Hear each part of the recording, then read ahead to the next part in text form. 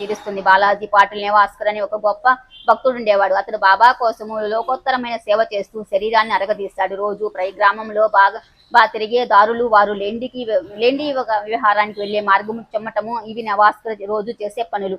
అతని తర్వాత ఈ సేవను రాధాకృష్ణ నాయుడు చేసేది. ఆమె ఈ పనిని అలౌకికంగా చేసేది. అందరికీ ఆదరణీయమైన బ్రాహ్మణ జాతీయురాలైన ఇటువంటి నికృష్టమైన సేవను ఎలా చేయాలా అని ఆమె నిర్మలమైన మనసుకు ఎప్పుడూ అనిపించలేదు. ఉదయాన్నే లేచి చేత్తో చీపురు పుచ్చుకొని బాబా తిరిగాడే దారులను స్వయంగా శుభ్రం చేసి ఆమె సేవ ధన్యము. ఆమె వల్లే పనిని శుభ్రంగా త్వరగా వేరే ఎవరు చేయగలరు? కొంతకాలం గడిచాక అబ్దుల్ ముందుకు వచ్చాడు. మహాభాగ్యవంతుడైన ఆ పాటిల్ ప్రపంచంలో ఉండగానే ప్రాపంచిక విషయాలలో అనాసక్తితో ఉండేవాడు. అతని స్వార్థ త్యాగానికి తెలియజేసే కథ భాగాన్ని వినండి. అతడు పొలంలోని పంటను కొయ్యగానే మొత్తము ధాన్యాన్ని తెచ్చి మసీదు ఆవరణలో రాసిపోసి బాబా చరణాలకు సమర్పించేవాడు. ఆ పంటకు బాబాయే యజమాని అని తలచి వారు ఇచ్చిన ధాన్యాన్ని మాత్రం ఇంటికి తీసుకుని వెళ్లి జీవితం గడుపుకునేవాడు. సాయి మహారాజు కాళ్ళు చేతులు ముఖము కడుకున్న నీరు, వారు స్నానం చేసిన నీరు, ప్రవహించే మురికి కాలంలో నీరును త్రాగేవాడు. ఈ నవాస్కరు ఉన్నంత వరకు ఈ నియమము ఆగకుండా అలాగే జరిగిన తర్వాత అతని పుత్రుడు కూడా కొంచెం తండ్రి వలె చేసేవాడు. అతడు కూడా ఎప్పుడు బాబాను ధాన్యాన్ని పంపేవాడు. ఆ జొన్న రొట్టెలు సాయి మహారాజు తమ సమాధి వరకు రోజు 4 వేళలా తినేవారు. ఒకసారి ఏం జరిగిందంటే బాలాబాటిల్ శ్రాద్ధం వచ్చింది. అన్నము అవి వండి సిద్ధంగా ఉన్నాయి. ఇక వడ్డించటమే తరువాయి. వచ్చే జనాన్ని అంచనా వేసి వంటలు తయారు చేశారు. కానీ చూడగా అనుకున్న వారి కంటే 3 ఇంతల జనము వచ్చారు. నివాస్కర్ భార్య చాలా ఆందోళన పడింది.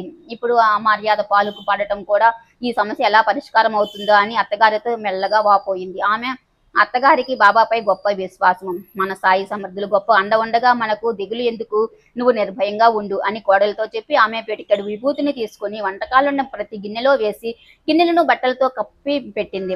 ఇక సంతోషంగా వడ్డించు. గిన్నెలో నుండి ఎంత కావాలో తీసుకుని మరలా మునుపుడులాగే బట్టను కప్పిపెట్టు. దీనిని బాగా గుర్తుంచుకో. ఇది సాయి యొక్క అన్నము, ఒక మెతుకైన మనది కాదు కనుక అవమానం పాలు కాకుండా మనల్ని వారే రక్షిస్తారు. ఏం లోటు కలిగినా అది వారికే వర్తిస్తుంది అని చెప్పింది. అత్తగారి దృఢమైన నమ్మకానికి నిదర్శనంగా కోడలికి చక్కటి అనుభవమైంది. ఏ ఇబ్బంది కలగకుండా బంధువులు అతిథులు భోజనం చేశారు. వచ్చిన వారందరూ భోజనం చేస్తారు. అంతా యథావిధిగా బాగా జరిగిపోయింది.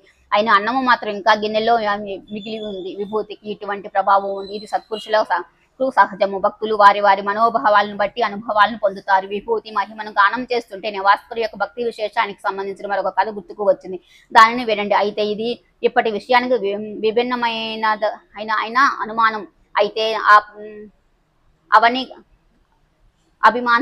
అవని కానీ సందర్భానుసారంగా చెబుతాను అని నిశ్చయించుకుని ఆ కథని ఇక్కడ చెప్తాను. ఇది సందర్భం కాదు అని అనిపిస్తే శ్రోతలకు క్షమించాలి. ఒకసారి షిడి వాస్తవైన రఘుపాటిల్ వెళ్లి నివాస్కర్ ఇంట్లో బస చేశాడు. ఆ రాత్రి పశువులను త్రాళ్లతో గొంతులకు కట్టి ఉండగా అకస్మాత్తుగా ఒక పాము పొట్టంలో ప్రవేశించి బుస కొట్టింది. బాగా పడగ విప్పి చక్కగా అక్కడ కూర్చుంది. ఆ పరిస్థితిని చూసి అందరికీ మతిపోయింది. పశువులు ప్రయత్నం చేసి విప్పుకొని పారిపోవటానికి గొడవ చేస్తున్నాయి. సాయి ఆ రూపంలో ప్రకటమయ్యారని నివాస్కర్ దృఢమైన విశ్వాసము. పశువులను విప్పకపోతే వేరే ఉపాయం లేదు. ఎవరిని అడిగైన పాముపై పడితే అపాయం కదు. దూరం నుండి ఆ పాము చూసి నివాస్కర్కు ఆనందం కలిగింది. శరీరం అంతా పులకాంకితమైంది. సాష్టాంగ ప్రణామం చేశాడు. సాయి యొక్క కృపాదృష్టి సాయి పాము రూపంలో వచ్చిందని తలచి పాము కోసం ఒక గిన్నె నిండా పాలు తెచ్చి పెట్టాడు. ఆ పాటిల్ మనోభావం ఎంతటో దృఢమైనదో అతని మనసులో మాత్రమే భీతి కలగలేదు. సరికదా పాముతో ఏమన్నాడో శ్రోతలు వినండి. బాబా, ఎందుకు బుస్సుబుస్సుమంటున్నావు? మమ్మల్ని భయపెట్టాలని చూస్తున్నావా? ఇదిగో ఈ పాల గిన్నె, చిన్నగా త్రాగు, దీనిని సేవించు. చిన్న గిన్నెడు పాలు ఏం సరిపోతాయా అని పెద్ద గిన్నె నిండా పాలు తెచ్చి నిర్భయంగా దాని ముందు ఉంచారు. భయాలన్నీ మనసులోని భావాల వలనే పాలగినను పాము వద్ద ఉంచి తను వెళ్లి మరీ దగ్గరగా కాక దూరంగాను కాక మునుపటి స్థలంలో కూర్చున్నాడు. అతని ముఖంలో పాముపై ఉత్సాహం కనిపించింది. పాము ఇంట్లోకి ప్రవేశించడం భయపడాల్సిన విషయం. అందరి మనసులు ఒకేలా ఉంటాయా? ఆ ఆపద ఎలా తొలుగుతుందా అని అందరూ ఆందోళన పడ్డారు. బయటికి పోవటానికి భయం. పాము గాని ఇంట్లోకి దూరిందా ఇక బయటికి రావటం కష్టం. అందుకని అందరూ దాని మీదే కన్నేసి కూర్చున్నారు. అయినా పాము తృప్తి చెంది అందరి దృష్టిని తప్పించుకొని ఎటు వెళ్ళిపోయిందో తెలియలేదు. అందరికీ ఆశ్చర్యం కలిగింది. కొట్టమంతా వెతికినా దాని ఆచూకీ అసలు దొరకలేదు. అందరి మనసులు కుదుట పడ్డాయి. కానీ నెవాస్కర్ మనసులో బాధ. పట్టణంలోకి ప్రవేశించినప్పుడు కనిపించినట్లుగా వెళ్ళేటప్పుడు కూడా కనిపించి ఉంటే బాగుండేది అని అతని బాధ. బాలాకు 2 భార్యలు, పుత్రులు, చిన్నవారు నెవాస్ నుండి అప్పుడప్పుడు బాబా దర్శనానికి వచ్చేవారు. బాబా వారందరికీ చీరలు, రవికెలు కొని ఆశీస్సులతో ఇచ్చేవారు. ఇలాంటి భక్తుడు బాల. ఈ సచ్చరిత్రుడి మార్గము సరళమైనది. ఈ సాయి సచ్చరిత్ర పారాయణ ఎక్కడెక్కడ జరుగుతుందో అక్కడ ద్వారకామాయి మరియు సాయిబాబా కూడా నిశ్చయంగా ప్రకటమవుతారు. అక్కడే గోదావరి తీరము, అక్కడే సమీపంలో షిరిడీ క్షేత్రము, అక్కడే దుడితో సహా సాయి ఉండి స్మరించి అంత మాత్రాన కష్టాలను నివారిస్తారు. సాయి చరిత్రను పారాయణ చేసే చోట సాయి ఎల్లప్పుడూ నివసిస్తూ ఉంటారు. భక్తిపూర్వకంగా చరిత్రావర్తన చేస్తే సాయిబాబా ప్రసన్నులు అవుతారు. ఆనందఘనులైన సాయిని స్మరిస్తే చాలు. అనుదినము వారి నామాన్ని జపిస్తే చాలు. కఠినమైన దాన ధారణాది ఇతర జప తప సాధనలేవి అవసరం లేదు. సాయి చరణాలయందు భక్తితో దృఢ విశ్వాసంతో వారి విభూతిని నిత్యము నియమంగా ధరించి సేవించే వారి మనసులోని కోరికలు తీరుతాయి. ధర్మార్థ కామ మోక్షాది 4 పురుషార్థాలను సాధించి కృతార్థులవుతారు. స్వార్థము మరియు పరమార్థం విషయాలను గృహార్థాలను స్పష్టంగా తెలుస్తాయి. మహాపాపాలు, ప్రబల పాతకాలు, ఉపపాతకాలు మొదలగునవన్నీ విభూతి స్పర్శతో నిర్మూలనమై అంతర్బాహ్య పరిశుద్ధత లభిస్తుంది.